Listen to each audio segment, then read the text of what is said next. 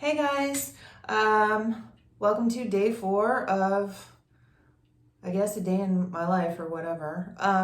But yesterday I was talking about my second episode and kind of what led up to that. And I think I left off where I was feeling really depressed and anxiety ridden. I couldn't eat, I couldn't get out of bed.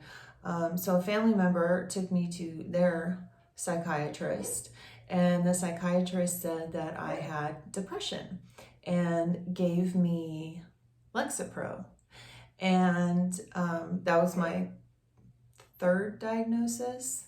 And so I, went home, went about my life, took the medication. I was fine for a couple months. And then come to find out later that if you have bipolar type 1 and you are put on an antidepressant for depression, something like Lexapro, it can send you into an episode. So a few months later, I started displaying symptoms of mania, and I got really confused. It was horrible. It lasted about 8 months, and one of the hardest parts of going through something like that is your relationships with people. People don't look at you the same or talk to you the same or treat you the same after they've seen you melt down and become this crazy person that's nothing like yourself. And so that was really hard. But basically what happened was I stopped paying all my bills. I stopped going to work.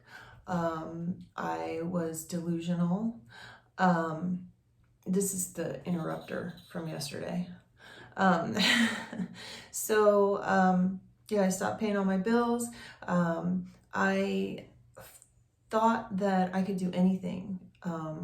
I started emailing the owner of my company that I worked for, that I had all these ideas and marketing wasn't paying attention to me because I went to school for business, and I worked for a jeweler. And Sebastian. So I worked for a jeweler at the time, and I had a marketing degree. I wanted to work in marketing, and it was really like a major stressor. So here I am, like out of my mind, and I'm emailing the owner of the company that I work for, telling him about all my ideas. I actually set up a meeting with him, which he later canceled, and then I emailed just a bunch of crazy stuff, and it was humiliating. And then I would even like go into my job and talk to people, and it just, if you've ever seen anyone like that, you just know they're not right, and they make you uncomfortable. And so I made a lot of people uncomfortable, and it was very dangerous. I surrounded myself with homeless people because they were the only people that would talk to me.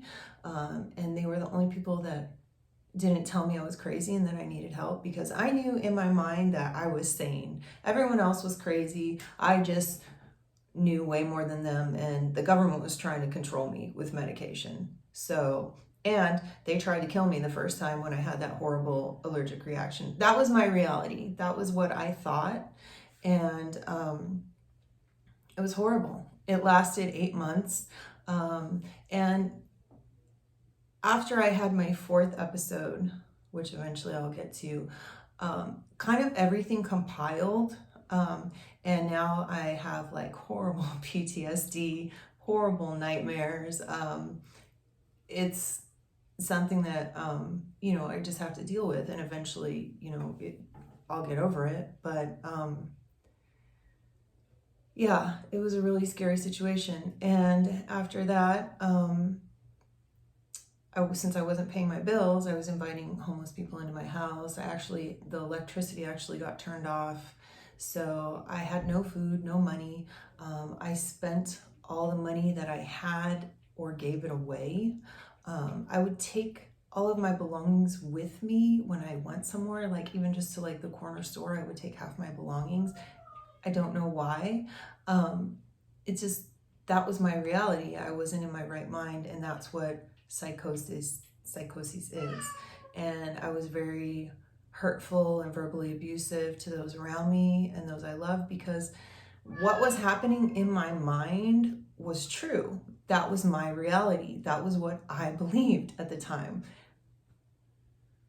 Anything that I said to anyone around me had no validity, and it did not reflect any feeling, deep-seated feelings that I had towards them or anything like that. It was completely based on the fact that I was having delusions, not understanding anything, and something went off in my brain.